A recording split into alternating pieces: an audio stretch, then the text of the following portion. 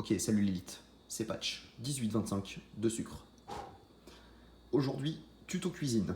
Donc, vu la manière dont commence cette vidéo, vous avez une petite idée de à quoi vous attendre. Je mets les choses tout de suite au clair, il ne s'agit pas d'un plagiat, mais d'un hommage et une petite parodie en même temps, on pourrait dire, de El Pueblo, bien évidemment. Allez voir sa chaîne, je vous mets le lien en description. Et au passage, El Pueblo, je te salue bien. Et j'espère que tu regarderas cette vidéo un jour et que tu me diras ce que tu en penses. Ça me ferait plaisir. Donc voilà, j'éclaircis les choses tout de suite. Je veux pas qu'on dise que je copie ou quoi. Je fais un gros clin d'œil. Voilà, parenthèse fermée. Je vais venir compléter donc le travail d'El Pueblo en répondant à la problématique suivante. Comment se faire à manger et à manger des spécialités locales lorsqu'on voyage. Alors je vous parle de voyage parce qu'en fait, pour la petite anecdote, je suis un Français expatrié en Californie depuis quelques semaines, c'est très récent. Là-bas, la vie coûte une blinde, je vous le cache pas, c'est vraiment très cher. Il faut absolument qu'on lutte contre le prix de la vie, comme partout, et qu'on se fasse à manger sans se ruiner. Donc on va réaliser une spécialité locale qui est le hamburger américain au beurre de cacahuète. Donc oui, ça existe bien. Donc je vais vous montrer comment faire. Tout d'abord, présentation des ingrédients. Donc pour le hamburger, on aura bien évidemment du pain hamburger Great Value.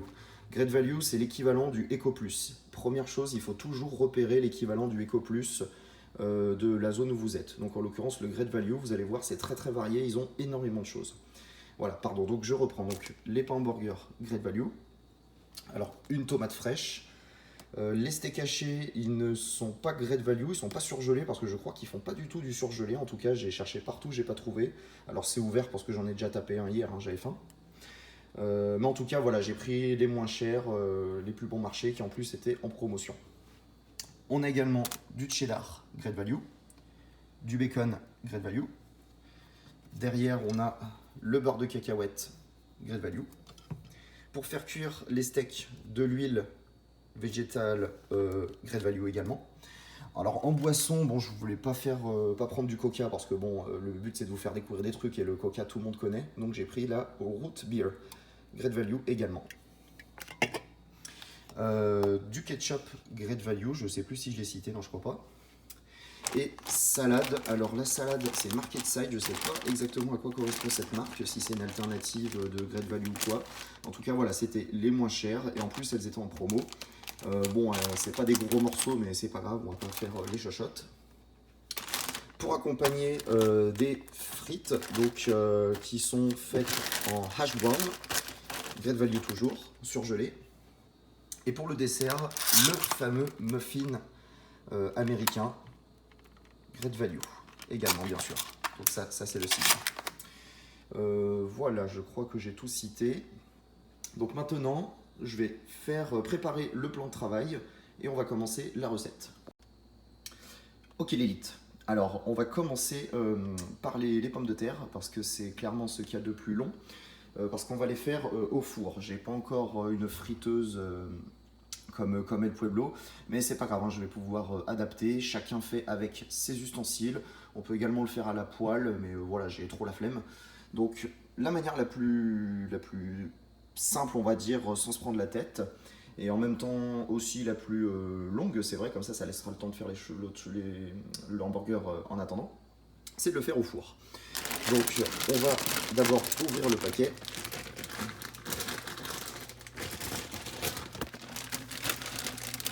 Voilà. On va prendre quelques poignées et on va bien étaler donc sur la plaque de cuisson. J'en ai mis un peu partout, mais c'est pas grave. Alors vous me pardonnerez, c'est ma toute première vidéo de cette manière-là. J'ai pas encore le doigté de El Pueblo, on voit vraiment qu'il a l'habitude de cuisiner à une main, tout en montrant. Et je suis en train de me rendre compte à quel point c'est pas si facile que ça. Voilà. Mais si vous avez aimé cette vidéo, j'en referai et avec le temps, j'améliorerai mes compétences. Donc voilà, on étale, on va mettre une bonne portion. Alors tout dépend de votre faim. Là perso, j'ai un peu la dalle, donc je vais mettre une bonne portion. Mais évidemment, vous adaptez votre portion en fonction de vos besoins nutritionnels quotidiens et de comment vous avez la dalle. On étale bien surtout pour pas faire de morceaux parce que c'est chiant.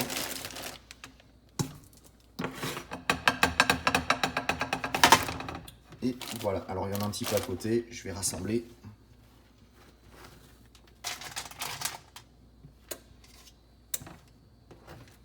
Voilà.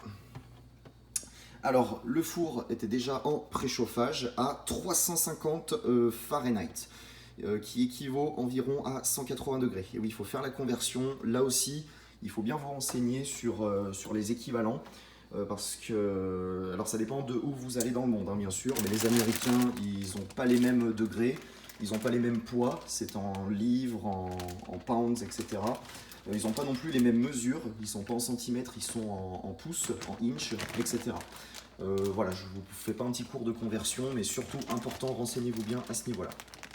Donc on va pouvoir ranger les frites par là, comme ça, ça ne nous gênera plus. Et le four, il doit être préchauffé ou pas très loin, donc on va tout simplement, voilà, mettre les frites à l'intérieur et laisser cuire environ quelques minutes. Donc on va bien surveiller parce que je ne maîtrise pas encore les ustensiles. On va donc bien faire attention. Mais voilà, là c'est prêt, on va pouvoir s'attaquer à la cuisson du burger.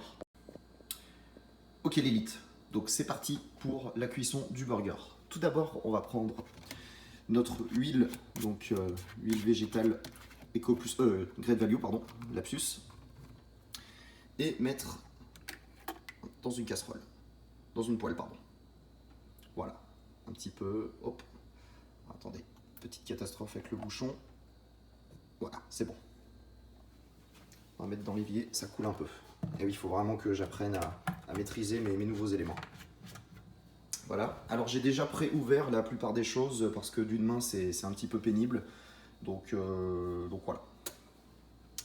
Ensuite, vous prenez donc le steak, on va prendre celui-ci. Voilà. Et on va donc commencer à étaler tout de suite le beurre de cacahuète. Ah. Alors on va le faire avant la cuisson, je vais essayer. Parce que tous les assaisonnements, par exemple, même classique, sel, poivre, etc., que vous mettrez avant la cuisson du steak, eh bien ça va imprégner plus le steak et ça donnera plus de saveur. Donc on va essayer de faire un peu de cette manière-là. Donc je ne sais pas ce que ça va donner, vraiment, j'expérimente. Donc vous prenez un couteau. Et voilà, tout simplement, vous commencez à étaler le beurre de cacahuète sur le steak. On le fera ensuite de l'autre côté, je vous montrerai comment. Donc je vais étaler comme il faut et on continue la vidéo tout de suite. Ok l'élite, voilà, le beurre de cacahuète est donc bien étalé sur toute la surface du steak. Donc maintenant j'ai mis la poêle et l'huile qu'il y avait donc dans la poêle à chauffer. Pendant que ça chauffe, ce qu'on va faire c'est qu'on va anticiper et on va préparer les rondelles de tomates qu'on va donc inclure dans le hamburger. Là, je vais avoir besoin de mes deux mains, donc je vais couper un tout petit instant la vidéo et on se retrouve tout de suite après, une fois que les rondelles de tomates seront prêtes. Ok l'élite, alors le découpage des rondelles de tomates est terminé, on va donc passer à la cuisson du steak. Tout d'abord, moi personnellement c'est ma manière de faire, j'ai rangé par exemple le reste de la tomate, j'ai préparé par avance les 2 tranches de cheddar tout simplement pour garder un bon rythme et j'ai rangé le reste du cheddar. C'est mon organisation perso, je sais que El Pueblo a plutôt tendance à ranger tout autour du plan de travail, mettre ses ingrédients un peu partout pour toujours les avoir à portée de main. Ce qui est efficace, c'est une technique. Moi personnellement je préfère tout ranger comme ça, au moins sur le plan de travail j'ai uniquement ce qui va me servir et je ne me mélange pas les pinceaux. Donc c'est un petit peu le fait que je sois novice en la matière qui me pousse à m'organiser de telle manière. Mais encore une fois, chacun le fait à sa manière. Ce qui compte, c'est la recette. Alors donc, on va prendre le steak et grâce au petit papier qu'il y a dessous, on va le mettre directement, voilà, du côté beurre de cacahuète. Et ce qu'on va faire tout de suite, on va prendre le beurre de cacahuète et venir l'étaler comme on a fait lors de la première couche. Donc, je vais le faire comme je peux à une main, comme ça rajoute vraiment la saveur des deux côtés. Donc je vais l'étaler bien comme il faut avec mes deux mains et je reprends tout de suite. Ok l'élite, bon j'ai étalé comme j'ai pu, mais avec l'huile qui est bouillante, c'est un petit peu compliqué. Alors attention parce que la cuisson elle est quand même très rapide. Vous voyez, c'est déjà presque cuit. Donc bien rapide, bien efficace et bien surveillé. Vous n'avez pas besoin de saler en plus parce que logiquement le beurre de cacahuète est déjà assez salé. Le but c'est vraiment d'assaisonner avec juste cet ingrédient. Donc maintenant on prend le steak et on le retourne délicatement.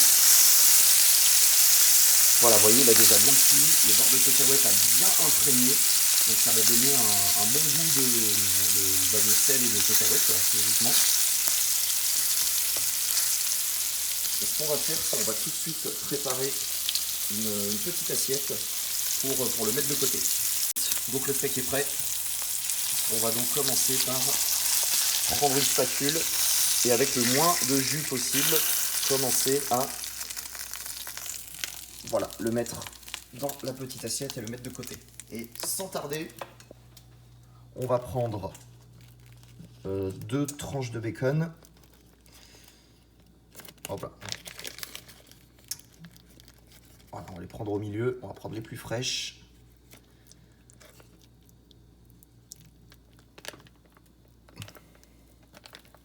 Voilà. Et on va utiliser donc la même huile pour tout simplement griller les 2 tranches de bacon. Voilà.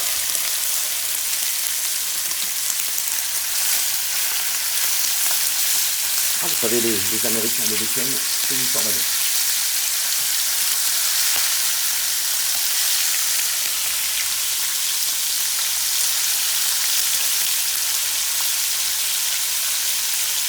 Et alors la cuisson, même chose, ce sera très rapide. Pendant ce temps, on va tout de suite prendre les 2 tranches de cheddar. Alors moi je mets 2 tranches parce que j'aime beaucoup et j'aime bien quand il y a une certaine quantité, mais mettez ce que vous voulez. Et on va tout de suite les placer donc sur le steak pour que la chaleur du steak commence à tiédir, on va dire, le fromage. Ça sera plus sympa. Donc là, comme je disais, le bacon, ça sera relativement rapide. On n'oublie pas de jeter un petit coup d'œil au four. Oh là, veuillez m'excuser.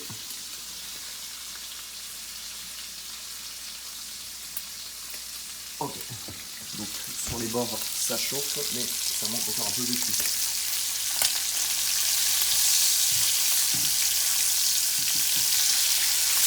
Donc ce que je vais faire les rails, c'est que je vais finir la cuisson du bacon. Je vais vous montrer ensuite comment terminer et achever le hamburger. Et on se retrouve tout de suite après. Ok l'élite, donc le bacon est prêt. On va donc couper ici parce qu'on n'en aura plus besoin. Et donc on va commencer par enlever le bacon. Alors le bacon raccourcit beaucoup en taille une fois qu'il est cuit, hein, c'est normal. Voilà. On va laisser de côté.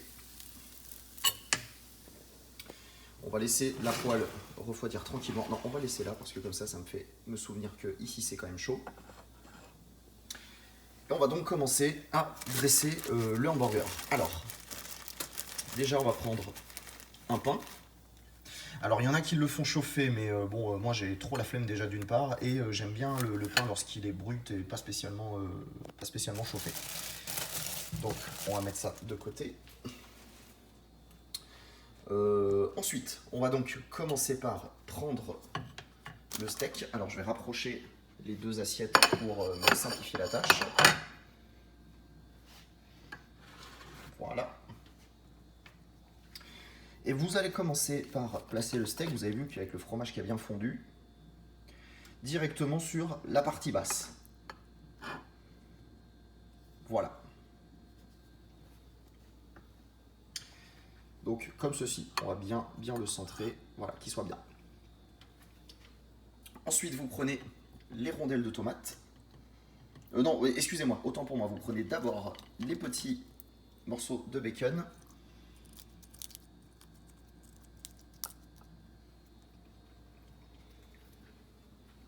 Les rondelles de tomates qu'on vient placer dessus. Voilà, n'hésitez pas à bien appuyer pour que ça tienne bien en équilibre. Quelques petits morceaux de salade qu'on va venir placer dessus. Alors, comme vous avez vu, je ne mets pas trop non plus d'ingrédients, je reste dans des grands classiques. Je ne mets pas non plus trop d'assaisonnement parce que le but, c'est quand même de sentir le beurre de cacahuète qui vient relever la viande. C'est quand même le grand intérêt de cette recette revisitée. Donc, voilà, on appuie et voilà, il est parfait. Donc, on va tout simplement le mettre de côté et on va attendre que la cuisson des frites soit terminée. On va d'ailleurs voir où ça en est. Ça commence à être intéressant. On va voir. Ok l'élite. Alors, petit imprévu, vous voyez, faire de la cuisine, c'est également savoir s'adapter en fonction de ce qui se passe. Alors j'ai l'impression que les frites ne sont pas vraiment faites pour être cuites au four. Voilà, je ne sais pas trop comment ça se fait, où était mon erreur. Bref, on va s'adapter, on va rectifier, pas de problème. J'ai relancé le gaz. Tiens, d'ailleurs, j'ai oublié d'éteindre celui-ci. Voilà. Pour la poêle. Et on va donc finir la cuisson à la poêle. Voilà.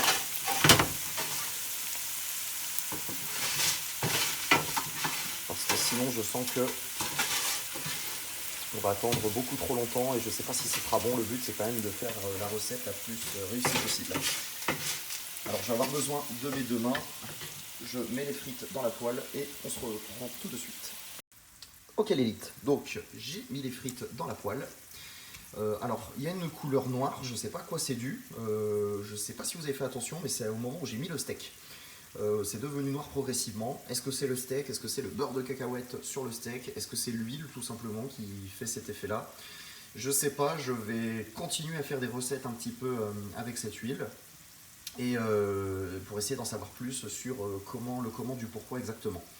Mais voilà, sachez que les ingrédients sont quand même très différents. Ça prend du temps avant de tout connaître et de tout bien maîtriser. Donc voilà. C'est vraiment une première expérimentation et je suis là pour vous donner des premiers éléments de réponse. Donc j'ai coupé le feu parce que je vois que ça commençait à bien cuire. Donc voilà. On voit que les frites sont bien dorées. Je pense que c'est parfait. Alors ce qu'on va faire, c'est qu'on va maintenant s'occuper du dressage et bien évidemment passer à la fameuse dégustation. Ok l'élite, donc pour le dressage, on va déjà enlever l'huile. On va le faire façon El Pueblo cette fois-ci.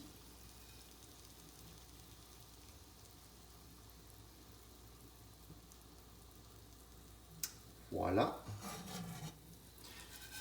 Voilà, là c'est parfait. Et on va donc mettre les frites juste à côté donc, du hamburger.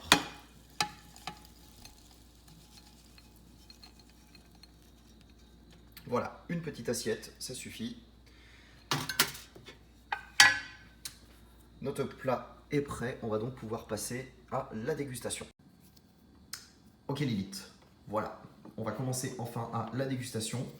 Donc pour rappel, un hamburger avec salade, tomate, bacon, steak haché, imprégné donc de beurre de cacahuète. C'est un petit peu la petite spécialité américaine. Des frites avec du ketchup pour accompagner les frites. On va d'ailleurs tout de suite en mettre une dose ici. Une boisson typiquement américaine qu'on va goûter également. Et enfin pour le dessert, tout à l'heure, un muffin. Donc un muffin, un gâteau, pareil, une spécialité américaine. Donc on va commencer par le steak haché, bien évidemment. On va donc en couper une partie. Alors encore une fois, veuillez m'excuser, je vais me servir de mes deux mains et je vous reprends tout de suite une vidéo pour vous montrer l'intérieur du hamburger. Ok l'élite, donc voilà, j'ai donc coupé un petit bout, on va analyser ça de plus près. Alors, la cuisson est vraiment parfaite, on a bien tous les ingrédients, le fromage, le bacon, la salade. Donc voilà, plutôt bonne couleur, on va goûter ça tout de suite.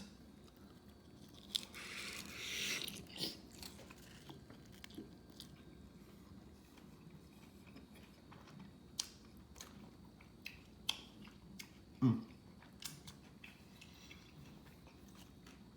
Ah, il manque le pain. Mmh. C'est parfait. C'est vraiment parfait. Le steak est bien cuit, on sent bien le beurre de cacahuète. Et mixer la viande et le beurre de cacahuète, c'est vraiment sympa. On sent bien le bacon, il y a un bon équilibre entre tous les ingrédients. Pour une première, je suis plutôt content de moi. Rien à dire. Vraiment, c'est un plat 100% approuvé. Alors, on va donc passer aux frites. Alors, je vais d'abord les goûter une fois sans ketchup et une fois avec, pour faire un petit peu la comparaison. J'aime bien un petit peu goûter les ingrédients bruts. Alors, on va prendre une fourchette et...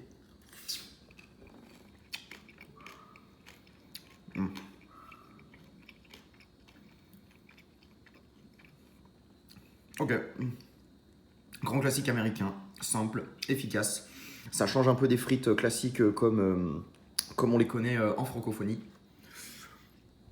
C'est bon, rien à dire. J'ai bien réussi à rattraper la cuisson. Effectivement, le four n'était pas vraiment adapté à la situation, mais on a bien réussi à rectifier le tir, donc je vous recommande directement la cuisson à la poêle.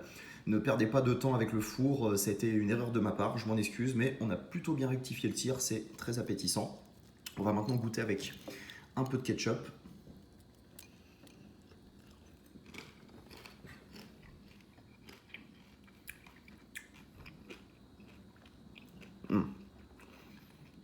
C'est encore meilleur avec un peu de ketchup. Alors ketchup ou quelle que soit la sauce, hein, bien sûr, vous pouvez très bien prendre les sauces que vous aimez. Moi j'ai voulu faire du simple et efficace. On va ensuite goûter la boisson, root beer. Là je ne sais pas trop ce que ça donne. Donc c'est un soda, voilà, je vais vous faire découvrir ça tout de suite.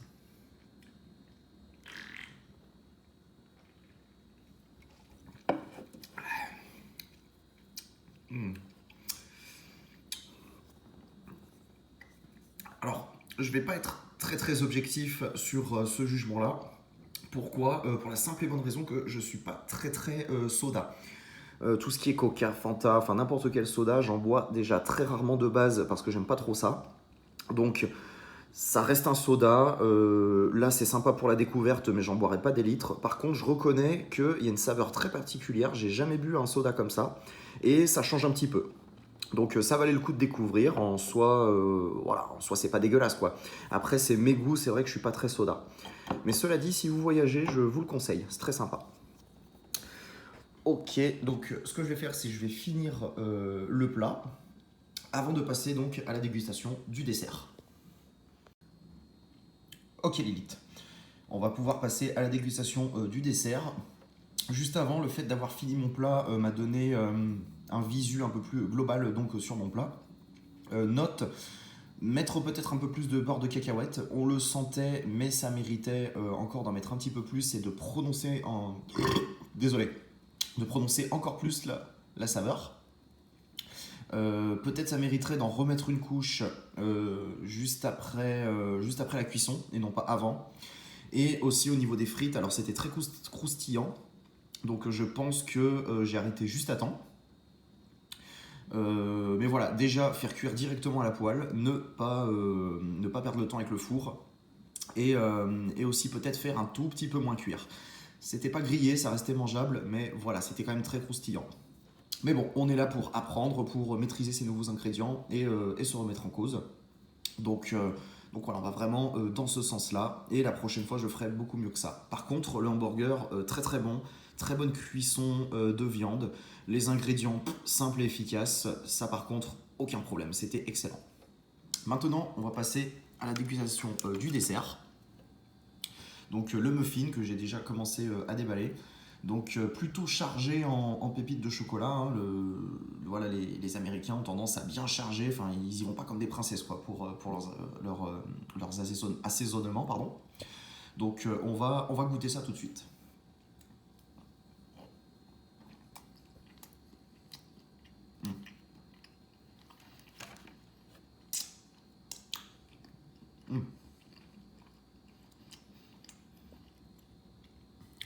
Très bon, très très bon. La pâte, elle est un petit peu étouffe chrétien, quand même. Après, c'est vrai que c'est le principe du dessert, hein. On n'est pas là pour manger light. Il y a beaucoup de gras autour, attention, hein, vous voyez, j'en ai même plein sur les mains. Je m'étais nettoyé les mains pourtant juste avant, et pourtant, vous voyez.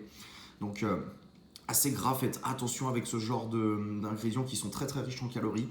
Par contre, très très bon, le chocolat, il est très appétissant. Et voilà, très bon dessert pour terminer en beauté. On va confirmer ça. Non. Très très bien. À savoir que le chocolat, exactement le même, est disponible en paquet de pépites de chocolat pour personnaliser vos recettes et également en tablette. Ça, je l'ai vu. Donc ça peut donner des idées de futures recettes pour des desserts, car le chocolat est franchement très sympa. Voilà l'élite, alors je vais finir mon dessert. Tout d'abord, on va parler de l'aspect financier. Parce que c'est quand même très important. Alors comme je le disais, la région en Californie, donc la Bay Area, c'est réputé comme étant l'une des zones les plus chères au monde. Et je pense que c'est vrai, on m'a beaucoup mis en garde à ce niveau-là. Et c'est vrai que la vie est très très chère. Mais regardez, tout ce plat, le hamburger avec les frites, le muffin, la boisson, et même les accompagnements autour comme le ketchup, tout m'a coûté donc la somme de 4,30 $. Alors, en proportion bien sûr, hein, c'est pas la note totale de mes courses, hein, mais disons que tous les ingrédients que j'ai achetés, le cheddar, vous avez vu, c'est vendu en gros paquets. D'ailleurs, les Américains font très rarement des tout petits packaging, c'est très compliqué, ils vendent en très grosse quantité. Donc, il y a de quoi refaire plusieurs fois la recette. Là, je parle bien pour une assiette, 4,30 $. Donc vous voyez que même lorsqu'on voyage dans des zones réputées comme étant très très chères et qui le sont réellement, on peut mettre le prix de la vie en position Eco+. Voilà. Donc on met les fins de mois complètement en sueur, pour reprendre les termes d'El Pueblo. C'est possible où que vous soyez dans le monde. Voilà. Donc maintenant, pour clôturer cette vidéo, eh bien, je salue encore une fois El Pueblo, donc toutes mes amitiés, et si un jour tu veux passer, il n'y a pas de problème, je t'accueille avec grand plaisir. On pourra même faire un duo, pourquoi pas, pour faire un dîner digne des dîners du dîner du siècle, hein, pour mettre un petit peu les plus grands chefs en sueur. Voilà, j'y ai pensé. Et je vous salue donc à tous, les raies du 18-25 de sucre, et je vous dis à très bientôt.